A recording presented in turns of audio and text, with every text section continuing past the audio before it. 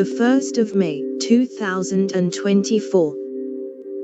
How car bans and heat pump rules drive voters to the far right. Studies show that as energy prices rise, so do right-wing movements against green policies.